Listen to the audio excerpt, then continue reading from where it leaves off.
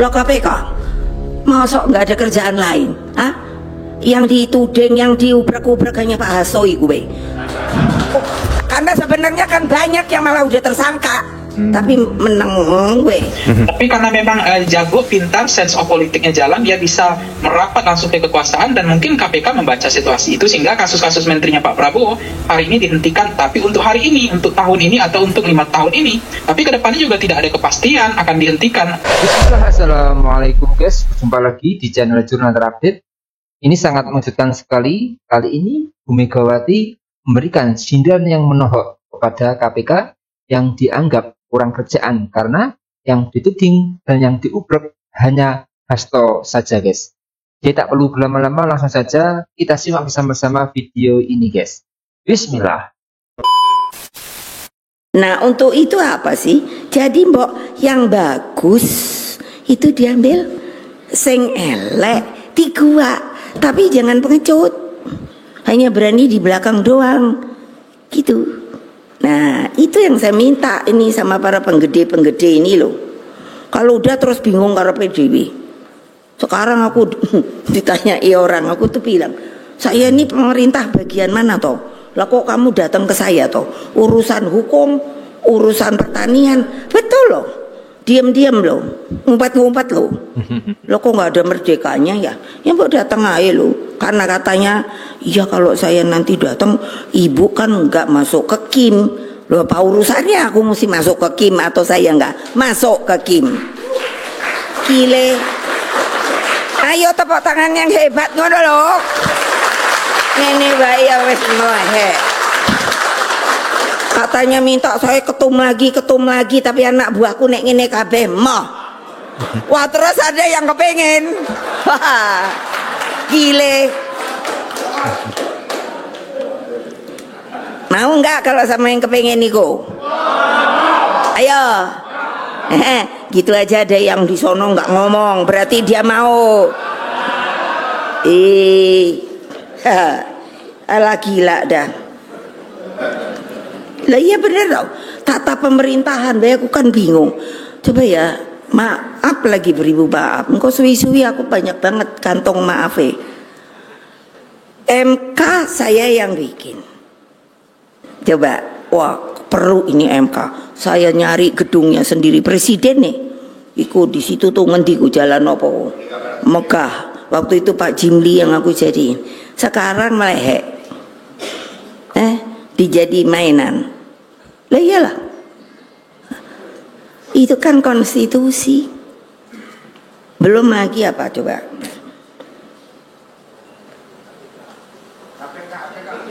Ya KPK, aku baru pikir apa iku yo.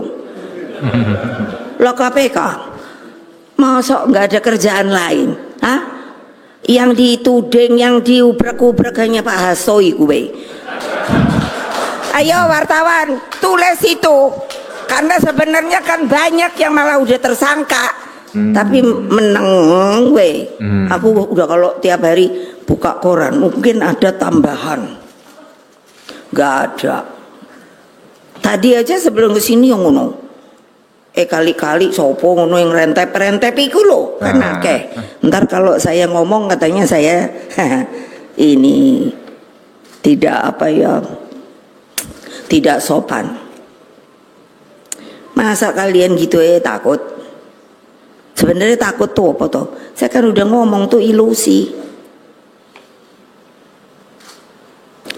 Hal ini saya tegaskan mengingat saat ini sepertinya kita menjadi bangsa yang mengambang, yaitu mudah terombang-ambing. Mengapa ini terjadi? Sebab kita telah kehilangan pijakan dan seluruh idealisme tentang bangsa dan negara. Lah kok nggak boleh sih? Katanya demokratis, asal sopan aja datang. Siapa gitu Pak, kalau menurut saya kan kurang tepat kalau Bapak melakukan hal seperti ini gitu kok susah yo. Spirit dan dedikasi telah tergerus dan banyak yang masuk ke, nah itu tadi, zona nyaman. Baik Bang Panggi, kita dengar tadi bagaimana Bu Mega menyebut hanya Hasto yang dikejar-kejar. Ayo wartawan tanya itu kenapa? Bang Panggi, bagaimana tanggapan Anda terkait pernyataan ini? Iya, sebenarnya itu adalah curhatan dari Bu Mega yang mencermati kok PDIP aja jadi target sasaran. Apakah memang karena ada dua hal mazhab di sana. Mazhab pertama, orang mengatakan bahwa oh ini murni persoalan hukum, tidak ada kaitannya dengan motif politik. Tetapi ada juga mazhab yang kedua adalah ini karena memang posisi PDIP yang tidak tepat, atau memang posisi PDIP yang chemistry-nya nggak cocok, atau memang PDIP dalam kondisi yang kondisi yang kurang menjadi partai oposisi di luar pemerintah. Nah itu akan menjadi persoalan. Misalnya begini, kerugian negaranya orang cermati, kemudian bagaimana menteri-menteri Pak Prabowo juga banyak masalah yang kasus hukumnya per hari ini dihentikan misalnya. Tapi karena memang jago, pintar, sense of politiknya jalan, dia bisa merapat langsung ke kekuasaan, dan mungkin KPK membaca situasi itu sehingga kasus-kasus menterinya Pak Prabowo hari ini dihentikan, tapi untuk hari ini, untuk tahun ini, atau untuk 5 tahun ini. Tapi kedepannya juga tidak ada kepastian akan dihentikan. Makanya memang juga ada masa pandangan publik, misal mengatakan ketika misalnya PDIP berkuasa, ketika edisinya masih edisi KPK-nya PDIP misalnya, tapi kasusnya Hasto atau kasusnya lain dihentikan, tidak dinaikkan. Tetapi setelah edisi KPK katanya edisinya Pak Jokowi, itu kasusnya jalan lagi, diaktifasi kembali. Jadi ini tinggal menunggu giliran dan waktu saja. Ini yang kemudian kecurigaan publik selama ini. Apa itu Mas Juno? Baik. Bahwa agenda pemberantasan korupsi itu tidak murni hanya penegakan hukum. Seringkali ada istilah DNA kekuasaan ditaklukkan, hukum mestinya di atas kekuasaan. Kemudian hukum harus ditaklukkan oleh realitas politik. Padahal harusnya hukum itu harus di atas kehendak kekuasaan. Nah, karena posisi PDIP hari ini di luar kekuasaan, kemudian ada kondisi ingin men-takeover PDIP lewat sekjen yang lebih soft, sekjen yang kemudian bisa dikendalikan oleh kekuatan-kekuatan politik dari luar. Mungkin ada juga orang mengatakan Pak Jokowi, kemudian Ibu Mega juga ada kemungkinan akan diganggu dengan kekuatan-kekuatan seperti ini, dipakai oleh kekuatan Bang Panggi. Jadi maaf saya potong. Berarti dengan kata lain atau kita bisa sederhanakan bahwa Bu Mega merasa ada upaya politisasi dalam kasus Harun Masiku ini, seperti itu? Ya, aroma politisnya, aroma amisnya DNA politik di dalam penegakan hukum kita itu masih feodal, itu masih cenderung cenderung melihat partikel-partikel politik di balik kekuasaan. Sehingga memang seringkali kenapa kemudian menteri-menteri yang ada di lingkaran Pak Prabowo hari ini, apakah mereka tidak bermasalah? Secara hukum banyak juga kasus-kasus yang hari ini dihentikan gitu. Tapi karena posisi mereka tepat, merapat pada posisi yang benar, mereka merapat kepada kekuasaan, tetapi KPK akhirnya menghentikan, kejaksaan juga menghentikan, kepolisian juga menghentikan. Jadi memang DNA politik kita lebih cenderung kuat partikelnya dibanding DNA penegakan hukum di dalam konteks pemberantasan korupsi. Itu persepsi yang terbangun di mata publik. Seandainya misalnya Mas Juno PDIP hari ini menang, atau PDIP hari ini berada dalam kekuasaan, mungkin tidak akan jadi bulan-bulanan, tidak akan mungkin banyak kader-kader PDIP yang akan bolak-balik ke KPK gitu, atau ke kejaksaan atau kepolisian. Tapi ini persoalan posisi saja. Baik. Arti tadi DNA politik dan DNA hukum tadi ya, kita lihat bagaimana pengaruhnya, dan sekarang kita tahu bahwa PDIP ada di luar pemerintahan dan tadi bukan menjadi partai tadi di dalam pemerintahan. Nah, kalau kita juga menelaah Bang Panggi, ada bagaimana Bu Mega juga mengungkapkan kegusaran ada orang yang mungkin ingin menggantikannya. Dalam pengamatan Anda dalam konteks ini, apakah PDIP juga ada ya kemungkinan akan dibajak, atau Anda menafsirkan apa pernyataan Bu Mega terkait bagaimana kegalauan beliau tadi? Nah, Mas Dino, kalau kita melihat ya fenomena selama ini, PDIP ini kan partai yang kuat ya. Tidak hanya menghadapi rezim sekarang di era Orde Baru, juga sangat kuat menghadapi situasi sesulit apapun.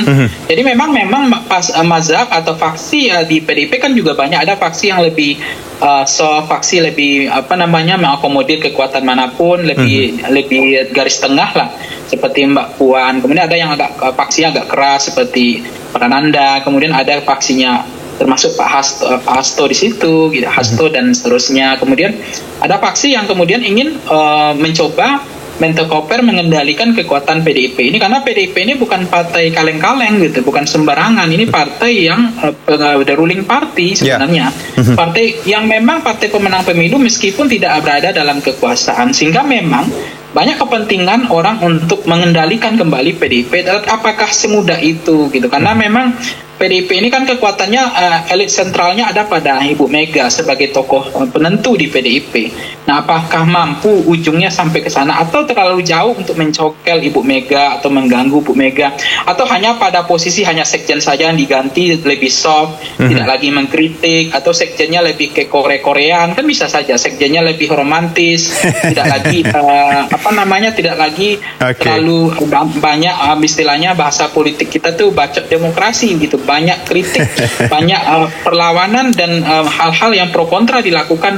Itu yang kemudian mungkin lewat kekuatan-kekuatan lain untuk menggantikan posisi itu sekarang. Nah, Hasto termasuk kan orang yang sangat jelas, tegas, tidak abu-abu dalam perlawanan itu, dan memperlihatkan kekuatan-kekuatan dia memecat Pak Jokowi.